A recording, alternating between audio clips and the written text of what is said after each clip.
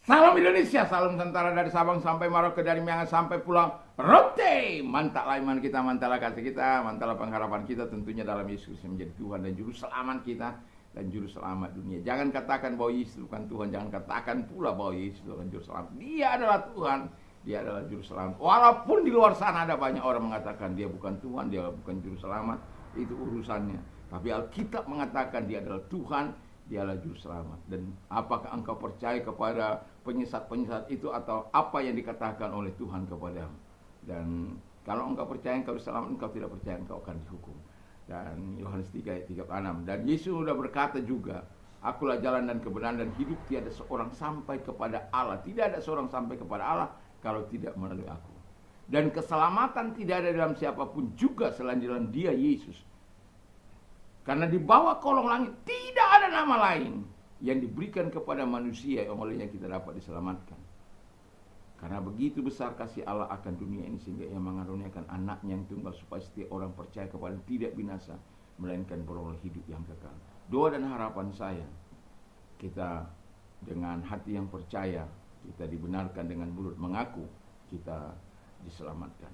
Puji nama Tuhan, semoga kekuatan Tuhan, kekuatan firman, kekuatan Roh Kudus, kekuatan doa, kekuatan iman senantiasa menyertai kita di pagi ini dalam menyongsong pagi, dan kiranya Tuhan tetap memberikan kita kekuatan, kesehatan daripada Tuhan. Mari kita tunduk kepada kita berdoa. Terima kasih Tuhan, biarlah pengharapan kami hanya kepada Yesus. Dalam nama Yesus, haleluya. Amin. Saya akan membacakan Roma 5 ayat yang ke-5. Dan pengharapan tidak mengecewakan karena kasih Allah telah dicurahkan dalam hati kita oleh Roh Kudus yang telah dikaruniakan kepada kita. Puji nama Tuhan. Jadi sebagai orang percaya dikatakan bahwa pengharapan kita tidak mengecewakan. Pengharapan kepada apakah yang tidak mengecewakan itu?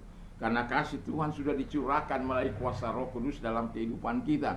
Karena dengan kuasa Roh Kudus itu kita akan menikmati segala kebaikan Tuhan, akan menikmati segala pertolongan Tuhan, akan menikmati hal-hal yang indah dari Tuhan untuk mencapai pengharapan kita di masa kini maupun masa yang akan datang. Pengharapan yang saya tekankan bukan hanya sekedar masa kini, tapi masa yang akan datang, walaupun kita belum mau ke sana. Tapi pengharapan ini harus tetap ada dalam kehidupan kita. Karena kalau kita tidak punya pengharapan ini, kita akan mudah digoyahkan. Iman kita akan mudah digoyahkan, digeser kepada hal-hal yang tidak seharusnya. Tapi Tuhan mau supaya pengharapan itu kita keep, kita pelihara, kita simpan dalam hati kita. Karena pengharapan dalam Yesus dikatakan oleh firman Allah tidak mengecewakan. Pengharapan apakah yang harus kita tanamkan dalam kehidupan kita? Setidak-tidaknya ada 3, walaupun ada banyak sebenarnya, tapi 3 hal yang saya mau katakan kepada kita, yaitu di mana pengharapan yang pertama, masuk ke rumah Bapa. Anda bisa baca dalam Yohanes 14 ayat 2 dan 4. Jadi kalau kita punya pengharapan akan rumah Bapa, karena apa? Tuhan sudah ada ke sana, sudah pulang ke sana, dan dia akan kembali untuk menjemput kita, untuk menyediakan, memberikan tempat yang sudah disediakan bagi kita. Jadi sebagai orang percaya, kita akan di bumi ini hanya mampir ngumbe. Apa mampir ngumbe itu? Hanya numpang minum, makan dan lain sebagainya. Dan tempat yang sesungguhnya bukan di bumi ini. Tempat yang sesungguhnya adalah di surga. Dan itu sebabnya kita harus punya pengharapan bahwa Tuhan yang telah menyediakan tempat itu akan datang, kita yakini, dan dia akan mengatakan bahwa itu disediakan bagi orang-orang percaya kepadanya. Dan saya mau katakan kepada kita, percaya kita tidak hanya cukup sekedar percaya, tapi harus berdasarkan kepada ketaatan yang luar biasa. Setan pun percaya, bahkan gemetar kata firman Allah, tapi dia nggak taat. Buktinya dia memberontak. Saya sudah sering kali katakan, setan itu membawa kita kepada perlawanan, pemberontakan, kejahatan. Iblis membuat kita menjadi pemfitnah, penuduh, pendakwah. Si penggoda akan menggoda, yang laki-laki digoda wanita, setan-setan wewe gombel itu, dan lain sebagainya. Dan juga roh jahat akan membuat kita menjadi jahat, najis, dan ya banyaklah ya. Tapi sebagai orang percaya kita harus keep pengharapan kita kepada Yesus, karena pengharapan kita adalah pengharapan yang tidak mengecewakan.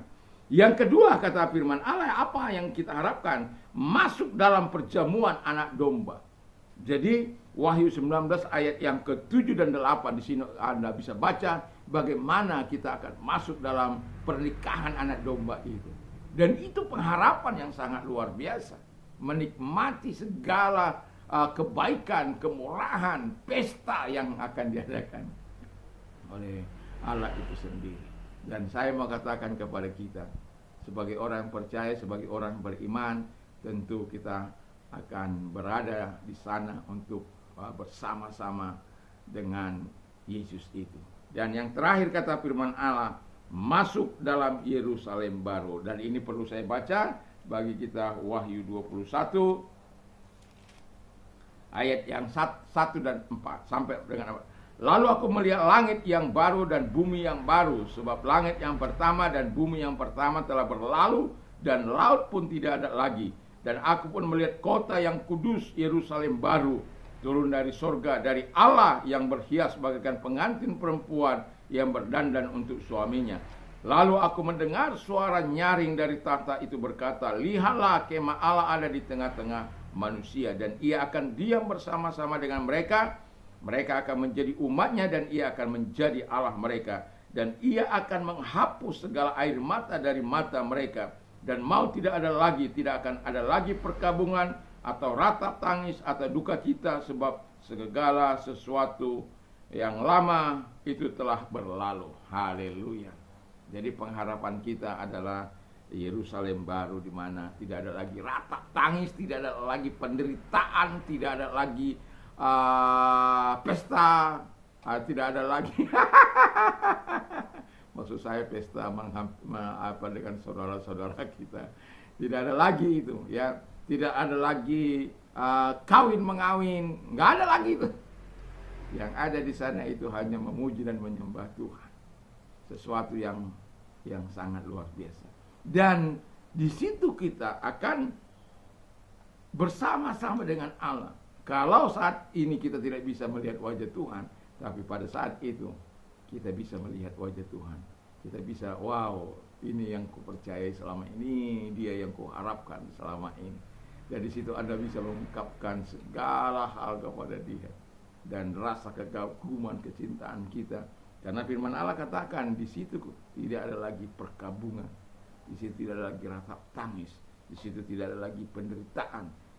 Kalau kita selama ini mungkin ya memiliki penderitaan, kesusahan, ya, tangisan, air mata, dan lain sebagainya. Tetapi di dalam kerajaannya, di dalam Yerusalem baru, kita tinggal bersama-sama dengan Allah. Dia yang menjadi Allah kita. Dan biarlah kita memiliki pengharapan yang tidak mengecewakan ini di dalam kehidupan kita. Karena apa? Pengharapan itu penting. Karena dengan pengharapan kita bisa bertahan hidup dalam kebenaran.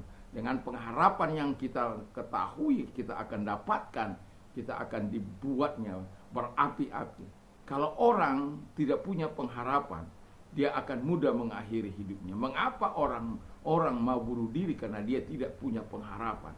Dia tidak menyerahkan hidupnya kepada Tuhan. Dia tidak sungguh-sungguh menyerahkan hidupnya. Sehingga ketika menghadapi persoalan yang rumit, tidak memiliki pengharapan. Dan pada akhirnya setan katakan, kau sudah nggak ada, udah bersama dengan aku saja di neraka.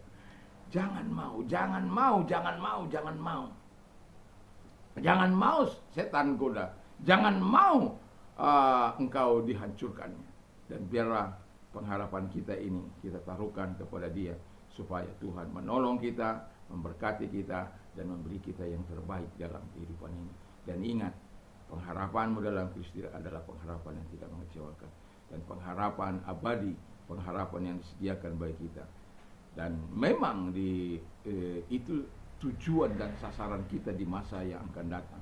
Bukan berarti kita tidak bisa mengharapkan hal-hal diberkati oleh Tuhan, dipelihara oleh Tuhan di masa kini, dijaga, dilindungi, dipelihara. Bukan itu maksud saya, bukan tidak boleh, tidak. Tapi kita harus betul-betul memiliki pengharapan yang benar di hadapan Tuhan, sehingga kita akan melakukan yang terbaik dalam hidup ini. Kita punya pengharapan masa kini, tapi jangan lupa pengharapan masa akan datang. Tinggal bersama dengan Tuhan itu harus menjadi bagian hidup yang tidak terpisahkan. Dan orang berkata habis dia meninggal itu habis perkara. Tapi saya mau katakan bagi orang-orang beriman itu mulai perkara baru. Karena apa? Posisimu akan ditentukan. Apakah engkau masuk ke dalam tempat yang Firdaus itu, ataukah masuk ke dalam di mana setan itu tinggal. Karena itu bukan disediakan oleh manusia, tapi kalau manusia menjadi pengikut setan, Tuhan juga akan menempatkan mereka di sana. Jadi saya berharap pengharapan kita akan membuat kita terus bertahan dalam situasi yang termasuk dalam penderitaan. Supaya apa? Ketika ada penderitaan, iman yang harus kita hadapi, dan kita tetap taat, tetap setia sampai mati. Sampai kalau kita sampai mati, puji Tuhan. Kalaupun nanti sampai mati kita bukan, tapi yang jelas kita akan ada selama ketika engkau putus napas. Pengharapan yang ada dalam hatimu tidak lepas dari hidupmu. Kita akan tetap bersama-sama dengan Dia. Tuhan memberkati kita. Mari kita berdoa. Terima kasih Tuhan. Dalam pengharapan kami adalah pengharapan yang tidak mengecewakan. Kalau engkau sakit, saya mau berkata bahwa Tuhan itu sangat sayang padamu, sangat cinta padamu. Dan percayalah Tuhan mampu datang kepadamu, menolong kau di pagi ini. Dalam nama Yesus, segala sakit penyakit yang mereka derita aku perintahkan keluar. Dan oleh bilu-bilu daripada Tuhan Yesus Kristus mereka sembuh, oleh kuasamu mereka sembuh. Di dalam nama Yesus. Dan kami juga berdoa, kiranya Allah yang besar itu akan menyatakan segala kebaikan dan kemuliaan di dalam kehidupan mereka, sehingga mereka memuliakan Engkau dengan kesembuhan yang Kau berikan kepada mereka. Dan kami juga berdoa bagi mereka-mereka yang menderita Tuhan, oleh karena kesusahan dunia ini mereka mengalami, oh Tuhan Bapa di surga, penderitaan, apapun penderitaan mereka, kami doakan kiranya Tuhan Allah yang akan menolong, Tuhan Allah yang akan memberkati, Tuhan Allah yang akan membuat mereka terlepas dari segala kesulitan-kesulitan mereka. Di dalam nama Yesus kami bersyukur dan berdoa. Haleluya. Amin. Tuhan Yesus memberkati kita. Mantap, mantap, mantap.